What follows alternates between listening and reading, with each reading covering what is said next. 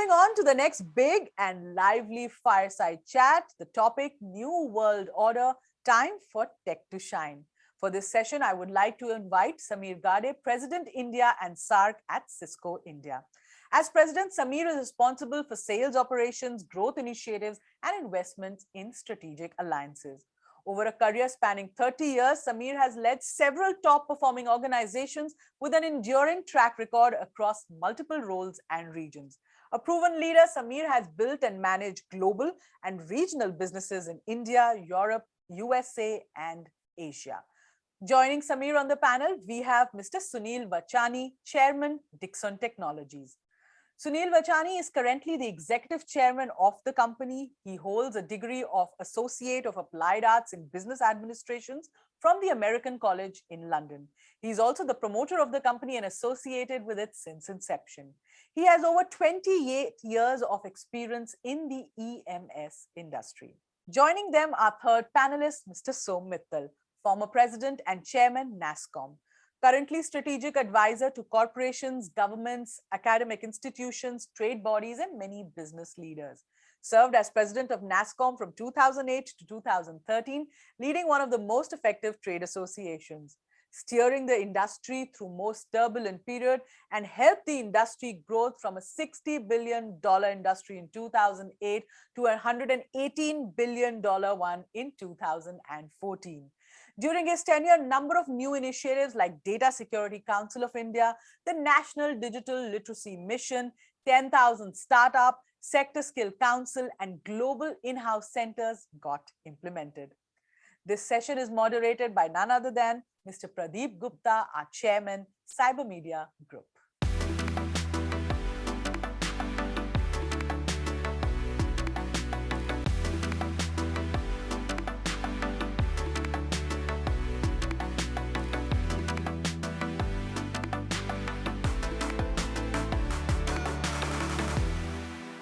So good day to all of you gentlemen, and first of all, congratulations to you, Som, congratulations to you, Sunil, for the DataQuest award. Som, we have known each other for a very, very long time, and there couldn't be a better person than you who deserves the lifetime achievement for years of contribution to the IT industry. Sunil, in an area where we thought that we had given it up to the Chinese, you have absolutely played, you've shown what Atmanirbharta is all about, and have really made it into a tremendous success. So gentlemen, congratulations from my side. Samir was part of the jury. Samir, would you like to add something? No, I think firstly, congratulations to Som. I've known Som for now around 5-6 years or maybe more. Firstly, congratulations for winning the Lifetime Achievement accolade from DQ ICT Awards. I must say it was pretty unanimous, actually, Som, in your case. Clearly, there was no experience of having to have discussed it too much. So Som, and I was not surprised with that. And Sunil, I must say, you've taken the fight to the Chinese. I am so proud of this. I personally know that in the jury, we had a very rich discussion about what all you've done. And thank you so much for doing that, because you've, I would say, inspired a lot of people to look at manufacturing differently. So again, congratulations for your award too. And it was a great. So thank you for the compliment. Thank you, PG. Thank you, Samir. It's been a journey. I think that's the great part of this industry. We all compete, but we're all great friends. And these relationships continue and go beyond the workplace. So thank you very much. I'm really honored and privileged.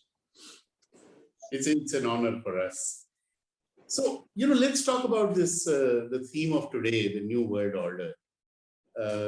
And perhaps, Som, I'll start with you, because you've seen lots of world orders change, what this world was 50 years back and 40 years back and so on. It was a completely different place. And there are always lessons from history. So, would love to hear your perspective about, what causes these changes to take place, and what do you see, unraveling in the next few years? No, PG, I think this is really interesting times. And, as an industry, I think they've kept evolving. I joined the sector way back in 1989, there was no software to talk about. We were only making hardware. And Sunil, we used to make hardware because we were compelled to, the taxes were 100%, it was banned. So there was a forced manufacturing. I remember having sold printers for 40,000 rupees, a dot matrix one made in India by Epson, which is what I used to run. But I think things changed and evolved and the industry kept evolving. But I would think that the last 2, 3, 4 years, I think have brought much more change than ever before. And I think this acceleration will go on.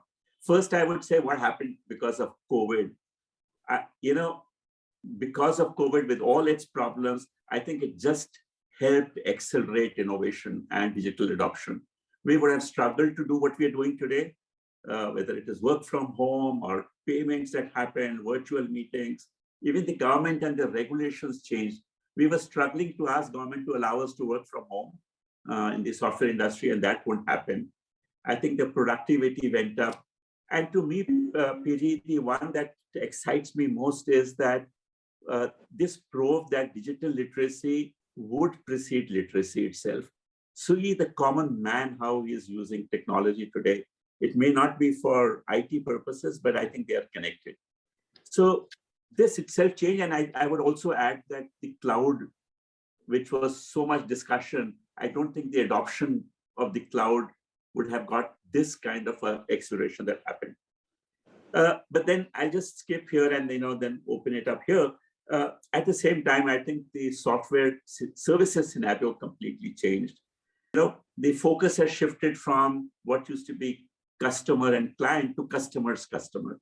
So whether you're working for insurance and banking, you don't talk anymore about getting efficiencies of the bank or the insurance companies or the healthcare, and which meant that there is much more focus on domain. The talent profiles have changed, so you just can't say it's no longer arbitrage. And of course, you will still have cost advantages of India. And now you don't have to build everything. There is architecture. There is so many solutions that are available which you can plug in. And Samir themselves, he knows what kind of technology solutions are coming in. It's moved away from cheaper, better, faster to today saying, where are you adding value? And it's become a little more about partnership.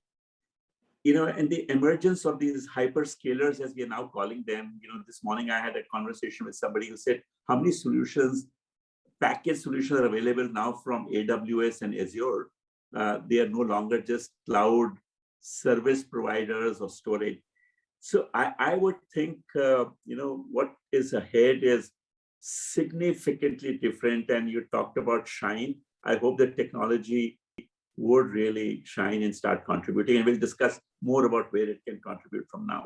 I like what you said, the focus shifting from customer to customer's customer. I think, it's a very significant change that has happened. Sunil, what about, hardware? Let's talk about hardware. You've shown the way. So, would love to hear what is the new world order going to be like, because, typically what has happened in hardware is that, in the 80s, we started with hardware and then we moved away from hardware. We actually disinvested in hardware. And once again, we have picked up the entire sort of journey and we have embarked on this. But of course, in the meantime, China has taken a tremendous amount of lead. So, would love to see what will be the new world order as far as hardware is concerned. Yeah, absolutely. I think post-pandemic, few interesting trends have emerged. And I think one of the trends is that, the digital inequality, which was very profound even earlier. And I think that has got widened, the post the pandemic between the haves and the have-nots. Also, I think, the growth that has happened the post the pandemic has been, I think, the most unequal growth, both in terms of nations and also people in the society. And I think one of the most interesting trends, to us that has emerged is that, what people are going to need now, most post-pandemic, is two things, which is data and devices, right? And I think this is where a huge opportunity is emerging, both for the country and for us also, in the industry. But I think there are also, challenges. So we saw that because of the huge demand that was there that came out post the pandemic for devices, we also saw, huge component shortages happening across sectors. That was cutting across sectors, whether it was electronics, telecom, or even in fact automobiles. So I think therein lies the challenge and the opportunity for us in the country and for the industry, that how can we create a very strong and vibrant component ecosystem in the country, right? One, of course, is because of the shortages that are happening. But second, more importantly, I think India and this industry cannot become the hub for global manufacturing, for these products, unless we have a very, very strong and robust component ecosystem. So I think a lot will have to be done, and there are issues that have to be addressed, and there are solutions, but I'll come to that later. But Sunil, there must be a backstory. I mean, in the sense that one day Sunil sat down and sort of said that I must take the Chinese head on. I mean, would you like to just share that moment? No, I think this conviction was there in the industry, and I had the very strong conviction, many years back, that India could emerge as a hub, next hub for manufacturing of these products. In fact, it's interesting because, when in those days, maybe I'm talking about 15 or 17 years back, when we used to go to the, the government ministries and also to our line ministries and also to the concerned secretaries, and we used to talk about, making India as the next hub for manufacturing of electronic hardware. Always the retort used to come that, we have a strength in software. India would not be able to emerge, as a destination for hardware manufacturing. And there's still some people who believe that it's still not possible. But I think the great thing is, that it's been widely accepted that this can happen. And I think once that mindset changed, I think that was the biggest thing that happened. The mindset changed. And that was followed by many, many, path-breaking, I would say, policy initiatives, which now has made this happen. And now we are at the cusp of a big, big opportunity, as we've already seen, and I'm sure you all believe in that. Yeah. So, Samir, the network emerged as the centerpiece, the first wave, the second wave, the telecom traffic moved up by many, many factors, and the way the telecom industry and the way the IT industry responded to the challenge is absolutely amazing. Not much has been talked about this, but it was absolutely amazing. And we actually kept the entire sort of data pipelines and the information pipelines flowing, the communication pipelines flowing. So what do you see, the new world order built around telecom? How do you see it evolve? No. Firstly, I must agree with Som and Sunil both. I really like what Som said about digital literacy might precede normal literacy. I think this is a very, very important part of the skilling of this country, right? And India has leapfrogged a lot of these trends, right? And I think this is probably one of those skilling trends that we as leaders need to figure out a way to do much faster than any other country. And Sunil brought up the point about manufacturing. I'm personally very passionate about manufacturing, and I think this PLI scheme that the government has launched is finally something real that the government is doing, instead of just talking about it. But coming to the question that you asked, PG, I think personally I feel like this country and this world has changed over the last 1.5 years, right? It is definitely a new world order. Data usage has gone up tenfold in a lot of cases. Our users for our SaaS products have gone up in certain cases 25-fold versus pre-COVID, right? Which is unprecedented in any way. And we had to manage this literally, like they say, right? While the flight was in the air, we had to change the engine and add more engines to it. For the telecom sector and for the entire SaaS business, and even for the hyperscalers, we were adding capacity like there was no tomorrow. There were times when we were getting orders for 12 months in advance from hyperscalers or from cloud providers, right? Because they were seeing that kind of a growth in numbers. The other, I think, more important thing that I realized during this pandemic was probably a little different from what Sunil mentioned. I think the divide between the digital haves and the digital have-nots has actually shrunk during this period. And I'd say that because, we are seeing tremendous change in what adoption of data, adoption of digital stuff by people we thought would never adopt it as much, right? Healthcare, for example, has been a very big laggard in tech adoption, has taken it up in a big way, right? We are seeing some massive opportunities in the healthcare space. SMEs, I would say probably the top 100,000 SMEs out of 63 million were taking up digital solutions till now. But I think that has increased to millions now. And that's not brought up by just the numbers that we are talking about. If you look at some of the startups in this area, if you look at Credit, OK Credit karke ek startup hai, and if you look at their growth has been 33 to 40% in tier 2, tier 3 cities from a credit perspective, right? And it's all because of the digital investments that these guys are making. So I would say its digital landscape has become a lot more secular thanks to these 15 months. Yeah, so the thing is, it's not just that it's the increase in numbers, but in terms of the usage, the type of customers, the type of applications, whether it is money, whether it is healthcare, whether it is education, in different kind of an area. Right. Everything seems to have got impacted in this last 18 months.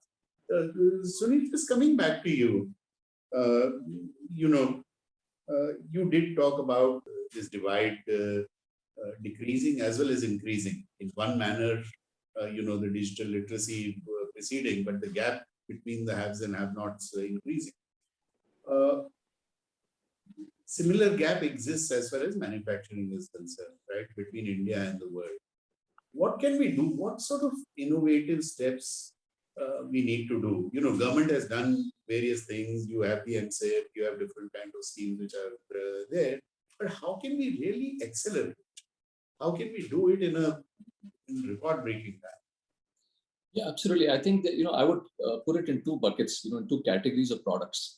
One is the products, which are not getting manufactured at all in the country. So you have products like IT hardware, where I believe almost 90% of the domestic demand is met through imports. And I think we just saw today also, the figures coming out that our imports actually from China have actually gone up. And primarily it is in the area of IT hardware and components, right? So for those products, I think what was required was a scheme like PLI. Which according to me is a game changer because it builds scale, it helps build Indian champions and many, many other things. So I think with the PLI coming in for products like IT hardware, the first step of getting the product manufactured in the country is going to happen, right? And then follows, the other things like component ecosystem and the design. But there are other products, I would say other categories, in fact, let's say like, LED lighting, like LED televisions, even air conditioners and other home appliances, where a large part of the domestic demand is already being met through domestic manufacturing. So in those categories and industries, it's extremely important that we, as I mentioned, that we create a very strong and vibrant component ecosystem. We cannot be world leaders by importing most of the components and, just doing the manufacturing or assembly and then, exporting out the product. So even if you look at, let's say, basic, passive components and even bare PCBs for simple things like even lighting products, one is still importing. We don't have the component ecosystem. So Neil, when you're talking about components, are you also going down up to the chip level? Are you also saying that we should have a fab and accelerate that and so on? Or? Absolutely. I think that has to be done. And I think when we come to the fab, there are bigger issues out there. I think, the government has to play a very, very major role. Wherever there's a very strong fab system developed in the world, I think government has played a very major role. And I think we'll come to that what is really required. But I think even before that, as I mentioned, even the passive components, there's a large imports are happening of capacitors, resistors, which, frankly, we should be doing it in the country. Even bare PCBs, leave aside, multi-layer PCBs, even bare single-sided PCBs, we're not doing it in the country, or there's no scale in the country. So I think it's extremely important we get that into the country. It's a trickle-down kind of a thing that, from the end product, we come down to first the components and then move to the silicon chip. Yeah, absolutely. So I think, the first level of manufacturing has to happen in the country, because only when you have scale of the finished product manufacturing, the component ecosystem follows. So as I mentioned today, if you look at LED lighting as a category, right, I think in terms of the global capacities, India would be right up there at the top. But we need to get that component ecosystem, we need to get the design ecosystem into the country to really now start addressing the global markets, right? And I think one thing which was very encouraging was that the new PLIs which have come in, if you see the PLI that has come in just recently for the air conditioner industry and for the LED lighting from the DPIT, the entire corpus of some 6,800 crores is going towards the component ecosystem. There is no money being spent on incentivizing the finished product manufacturing. It is going entirely to the component ecosystem. So I think this is one suggestion, that we should look at very seriously, that in future, the schemes that are coming, the PLIs that are coming, should be devoted entirely to developing this ecosystem. So I think you wanted to say something. Yeah, so PJ, this is just reminding me, I was part of the auto industry way back in 83, 84. And if you'll recall, that time we had just 2 models of cars available in India. There was resistance, you could not import a car. And at that point of time, whatever be the reasons, the government opened up and allowed foreign technology to come in. And that's how Maruti Suzuki came. And to Sunil's point, it only changed when we had car manufacturing and then Hero Honda came into manufacture, that the downstream happened. And because the downstream happened, today we have a very, very vibrant auto industry, right? Component industry that happened. So the issue is we have to open it up, right? Not put restrictions. The same thing happened in 1991, where hardware, we were manufacturing wax machines. And can you believe we were making 10 wax machines a month because we were not allowed to import, right? And it was completely bizarre because there was 100% tax on it. The cost went up. The government said, no, 0% tax on software. We made it competitive. Now here was India competing and we could import what we wanted. We were doing it and we became globally competitive in it. So I think there is need for doing this. And I completely agree with Sunil. It takes 2 of us to do it. Government must also be careful in not allowing protectionism to a large degree. Sometimes if I've got some little manufacturing going on, I said, no, we can't let the components be imported right now because, my manufacturing will stop. So in the auto industry, we took a risk and we saw what happened. So No, I think, and the other dimension, sorry, so I'm putting in, but in PG, I hope that's okay. Yeah. But the other dimension, I think, is the exports dimension from a manufacturing point of view, right? If you look at our exports from a technology point of view, it's primarily services right now, right? Outside of that, you have spices, right? So the spectrum of which things you look at is very, very different. And personally, I feel this manufacturing thrust, while it is good for domestic consumption, but that is not going to consume at scale to the level that we expect global consumption to be. So I think the way we need to look at this manufacturing story is very clearly from an export dimension and from an export lens. And that makes it even a much more richer argument. Because, we got to stop looking at it myopically from saying job creation, because that is what started this whole discussion off, or for domestic consumption. Because domestic consumption, frankly, in electronics is not at scale in India, given the penetration. So if you're able to export and give incentives for export, then you can become a global player. So what we are looking at, for example, in Cisco is something which will come in where we will produce 80% of that particular product of the world in India, right? Yeah. Versus saying, yeah, 2-3% India ke liye bana. Yeah. So I just want to add to that. Sorry, Pradeep, can I come in? Sorry, I was just saying that Som had taken this example of the automobile component industry that also started exporting. So I think those are the kind of models that can be. Sunil, sorry, you were saying something. Yeah, no, I just want to say, I think that thought process is already set in. Now, if you look at, let's say, a mature industry like mobile phones, I think India, we know, is the the second largest market for mobile phones in the world, and I think also is the fastest growing market in the world as far as smartphones is concerned. I think we're already seeing a huge opportunity for exports of these products because, one, there is a large scale in the country of manufacturing, right? And we have an ecosystem which is developed. Global players have already come in. Exports has in fact seen a major growth in the past few years, and there is an opportunity that we're looking at of exports of almost about $100 billion in the next 5 years, right? So I think what we need to do, what we need to look at is that how do we create the environment for companies to come in and set up the base into the country.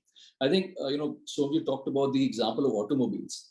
One reason that we have such a strong finished product manufacturing and the component system already in place and large exports happening because we had the correct duty structure in place for the last many years, right? Protectionism, I know is a bad word, but what I'm trying to say is that we need to have the correct duty structure in place to first get the basic level of manufacturing into the country. If you have zero duty on an item and expect that companies can compete with the global giants from day one at zero duty, that's not going to happen. And unfortunately, I feel that's one of the reasons we also missed the bus as far as the components is concerned, because this was one sector which faced zero duty because of the ITA-1 agreement. And now it's becoming very difficult to attract investments into the sector in spite of all the schemes that have come in. So I think that's one point that we need to look at and some food for thought out there. And PG, just to add on to the manufacturing side, I was discussing with some other people, as carbon becomes a big topic and, EU has just announcing certain things, India would, besides its cost advantages of labor, etc., would probably still remain as the lowest carbon. So you'll find that carbon and the way we are dealing with it, if we all get together, will be a sustainable advantage when we will start exporting, because nobody else will be able to match that carbon gap that is there between, say, China and India today. So, there are new competitive advantages we should have. And to, I think what Sunil said, while we are talking about ease of doing business, etc., if you really speak to the SME guys, I don't think it is easy for them to do business. I think there are still too many regulations, too many inspectors. So I think that needs to free up the people there. IT industry was freed up. Sunil, nobody knew what we were doing. And, Absolutely. No, I think you raised a very valid point, that if you look at, let's say we talked about the component ecosystem, and if you looked at in China, the majority of the companies are the SMEs, who've come into the sector and become large eventually. And if you see, for our SMEs to get into the component sector, to acquire land and all the issues that you talked about, ease of doing business, that's a major issue. So I think we really need to make it easier, look at the plug and play model across states, and really how we can attract SMEs to come and invest in this sector. That's going to be the key. Absolutely. So, when Sunil talked about the inverted pyramid, so, WTO is brought in that inverted pyramid in the first place. And while that was happening was the time when, your Y2K and the entire software industry was changing, right? Was emerging, I should say. Today, what will be the new world order there? What are the new things? You talked about innovation, right? You said that it will be accelerated innovation. So what are the new things that we should be looking at in the software sector?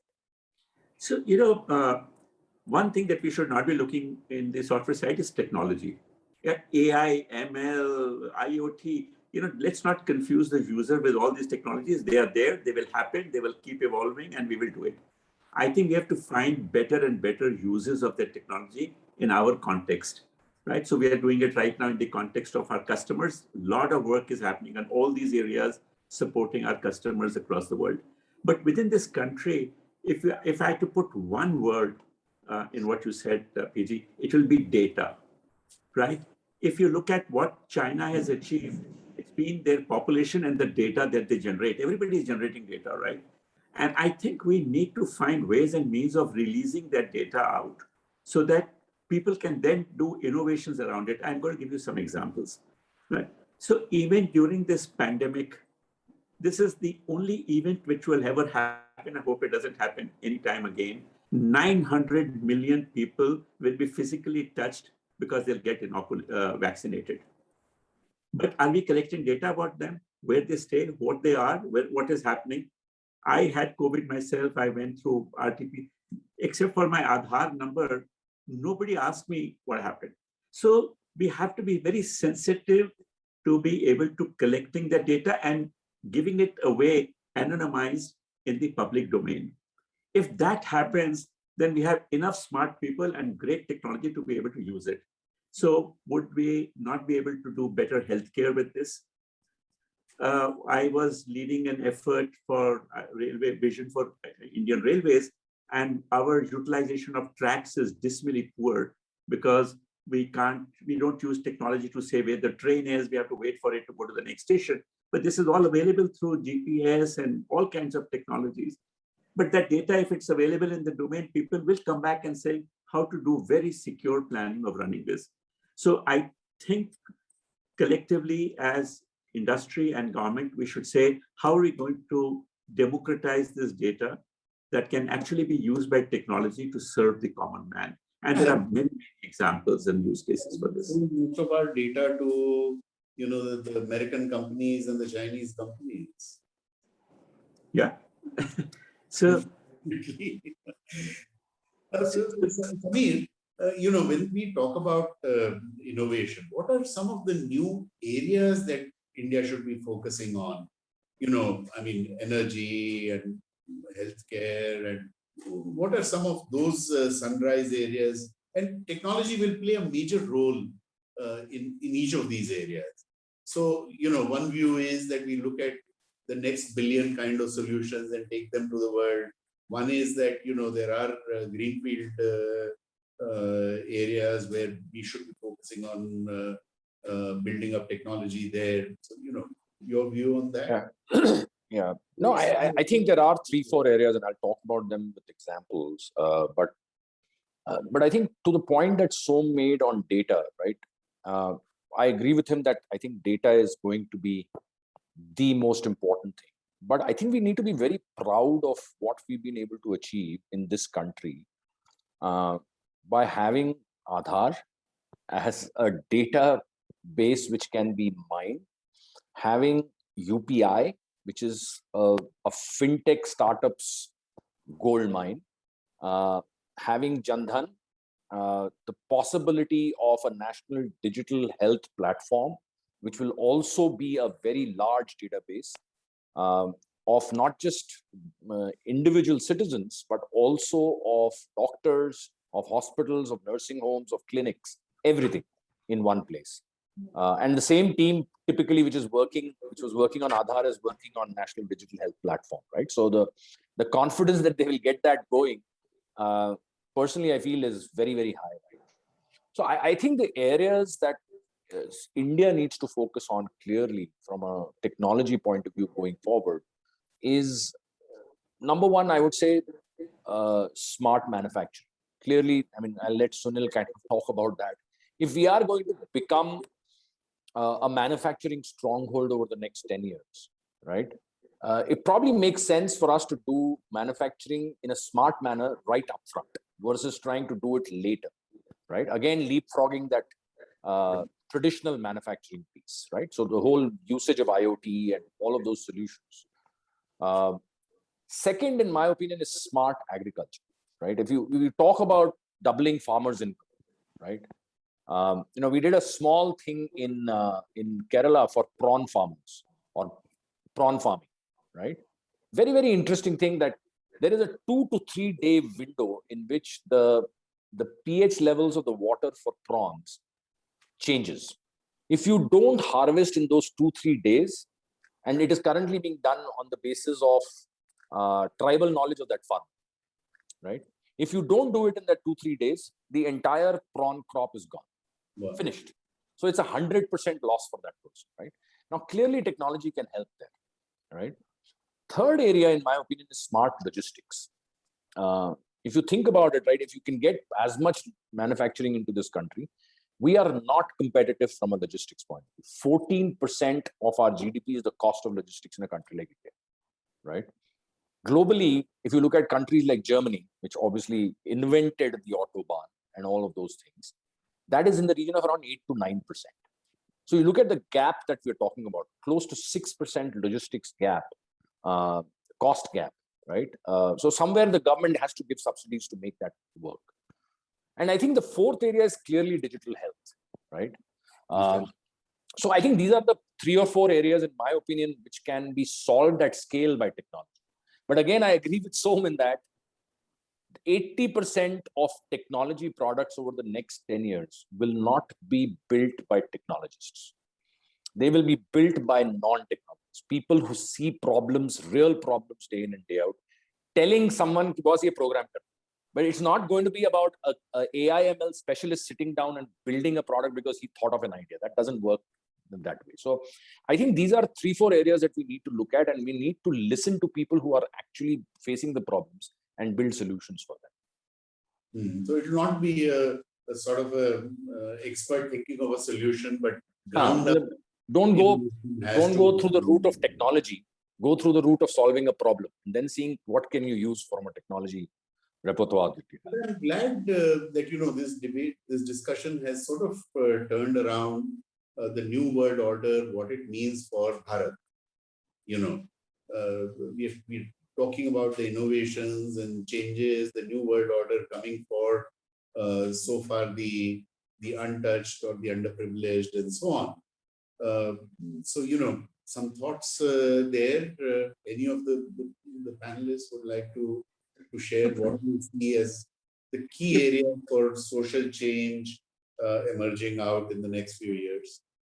Pradeep, I think, coming on the point of the digital divide, which I mentioned, and I think one of the points that I wanted to highlight was that if you see, India is still one of the largest market for sales of feature phones, right? Out of the sales of, let's say, 500 million phones a year, still about 180 to 200 million phones are feature phones, right? So that means the people who are buying those phones do not have access to, digital education. And that's why I've talked about the digital divide.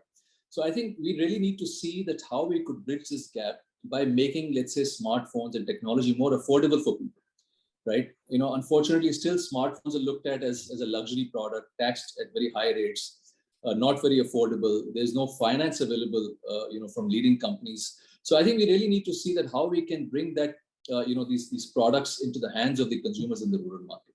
That's one of the big challenges. Absolutely. So one thing is get devices into Bharat, right? Absolutely. What else? So one thing, PG, I think we should not skirt around is, in a country like India, government plays a very big role, right? They in fact run a lot of things.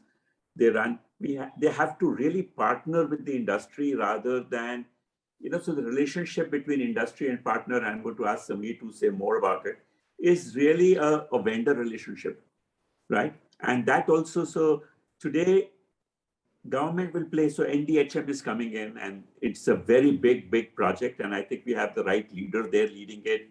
They're building blocks which are amazing. I hope you can have, PG, one of these days, Mr. Sharma, really talk about it, because it will be a game changer in a sense. But then as we are building it, you got to get the industry involved, just like we did in Aadhaar. We had the entire industry working with Nandan at that point of time, right? To get the right technology, all the experts, every expert that he wanted with a device, security, was involved in it. So I think this collaboration has to change, and I don't think we should be throwing GFR rules and so on, which makes technology buying by the government so difficult. Projects don't end. No, so, I agree with you there. So, I'll tell you, I am trying to make a $30 million investment in India to put up a cloud for one of my SaaS products for the last 2 years. And they're putting more blocks on the way to try and put that $30 million investment. Everything is ready. All my imports are done. Everything is done to set up that cloud.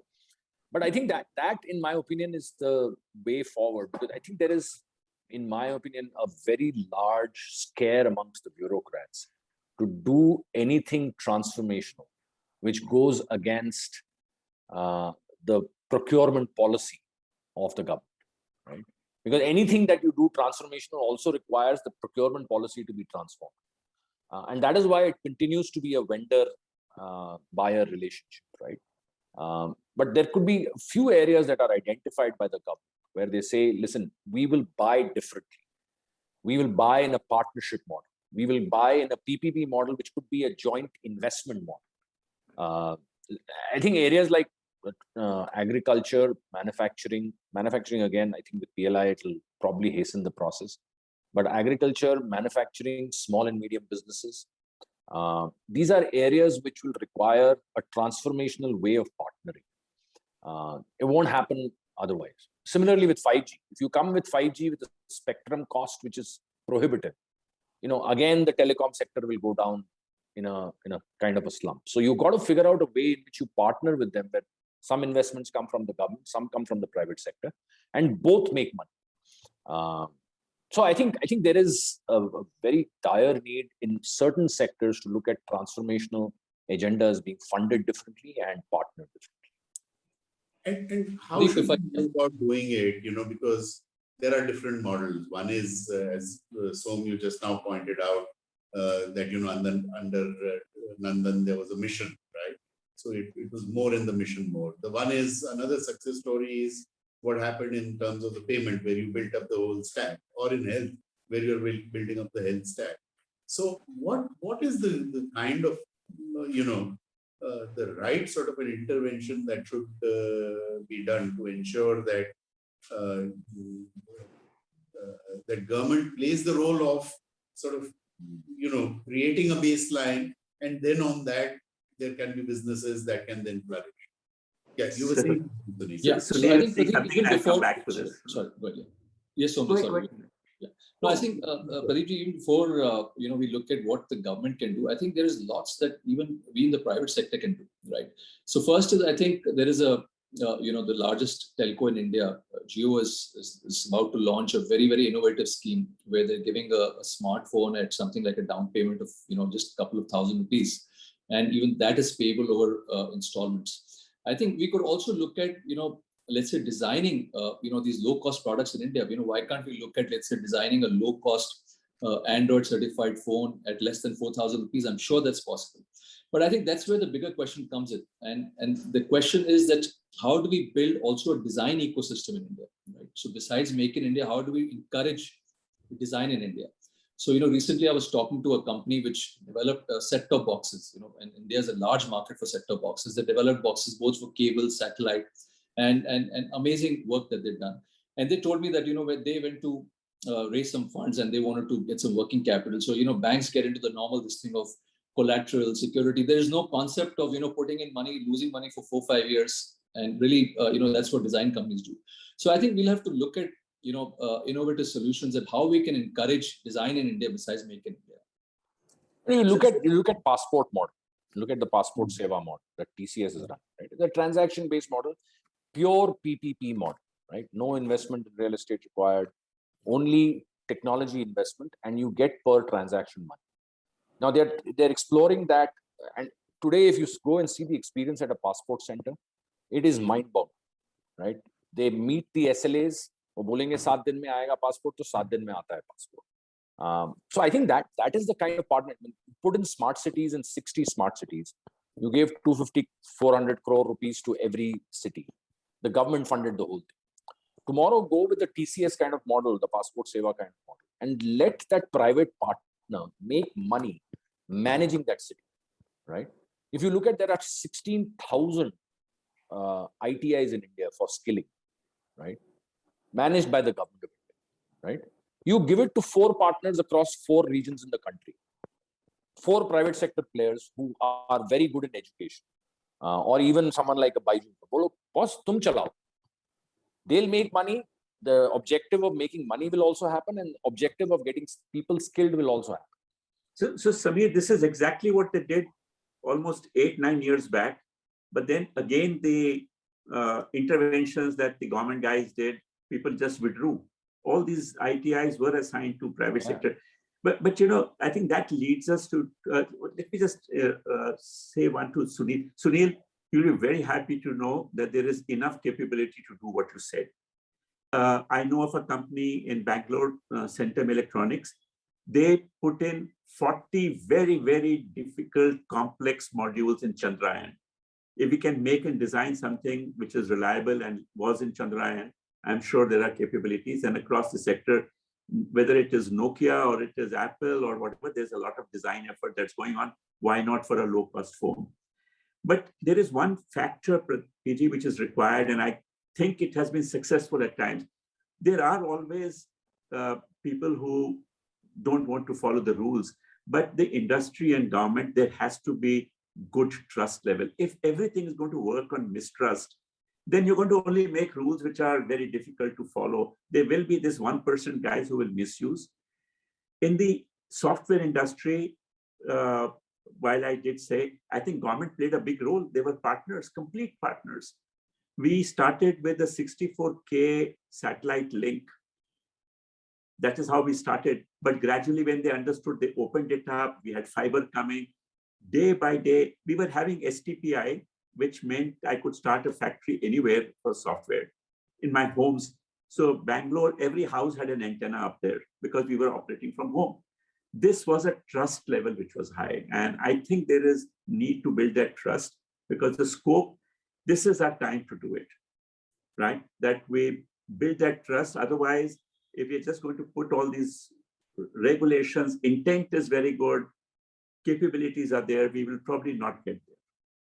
Yeah, you are right. STPI was an amazing example where there was a sort of an island created while the rest of the bureaucrats didn't understand what was happening. Gentlemen, we are coming to the close of our discussion. So perhaps I would request each of you for about 1 or 2 minutes, give your sort of assessment of what is required to ensure this new world order for India. Well, let me go first then. I personally think that there's a great opportunity. India is ready. We have the resources available to us. And to make this happen, I think there is far more collaboration required between the government and the industry with trust. And the only thing we need from the government is enablers. I think we have the rest of the capability, funds, everything to do it. So just provide the enablers and we can list them out. Okay, let me go second. Sure. No, I think we have a massive opportunity today to unlock this potential. We have the intent, we have the technology to turn probably this next decade into one of the most tremendous growth decades for India, right? But there are complex challenges that all of us face here. Lack of robust infrastructure, low digital literacy, which is getting faster, much better now. Lack of economic and lots of economic and social gaps. So I think what we need is a doubling down on digitization to kind of propel growth at scale, especially around 5 areas, right? I think Industry 4.0, transforming logistics, kind of making talent smarter, right? Upskilling and reskilling talent and getting more women in the workforce. And then, of course, 5G and agriculture and small business. I think these are areas that this government is focusing on and needs to continue to focus on. But it will take collective ownership, right? And I think Sunil mentioned that, and Som also mentioned that it will not be just the government. Government is going to be key, but we'll need individuals, we need tech companies, we'll need industry bodies, we need small businesses, we need startups. We need everybody to come together to make this a success. I personally believe we are at the cusp of a massive growth in this country. After the subdued last 4 or 5 quarters that we've had. I'm very bullish on the next 3 or 4 years at least. So, but all of this has to come together. Sunil? Yeah. So I think I completely agree with that. I think we are sitting on a very, very major opportunity, and the opportunity of making India really as a hub for manufacturing, these products for the world. Now, if you look at just example of Vietnam, right? As a country, a much smaller country with much smaller population, their exports of ICT products is almost $90 billion. Whereas our exports, even though it's growing, but it's hardly about $13 billion. So I think this could definitely happen, that we could look at being one of the largest exporters within the country from being the largest importers. In fact, we are the second largest importer after oil as far as ICT industry is concerned. But I think this industry could be the largest exporter. And really, I'm very, very confident that India will indeed emerge as the next hub for manufacturing. A lot needs to be done. As I mentioned, we need to focus on creating that component ecosystem. We need to encourage design in India besides make in India. And also, I think Samir also mentioned a very, very good point that we need to focus on scaling. So I think these are some of the things that we really need to focus on. And I'm sure if we do that, we will get this right. Thank you very much, gentlemen. हम होंगे कामयाब एक दिन. Perhaps that दिन is now arriving soon enough. So thanks a lot, and once again, Som and Sunil, congratulations to Congratulations both of you again. for Thank a you so very, much very for this long honor. Thank you. Thank you, PG. Thank you. Thank you.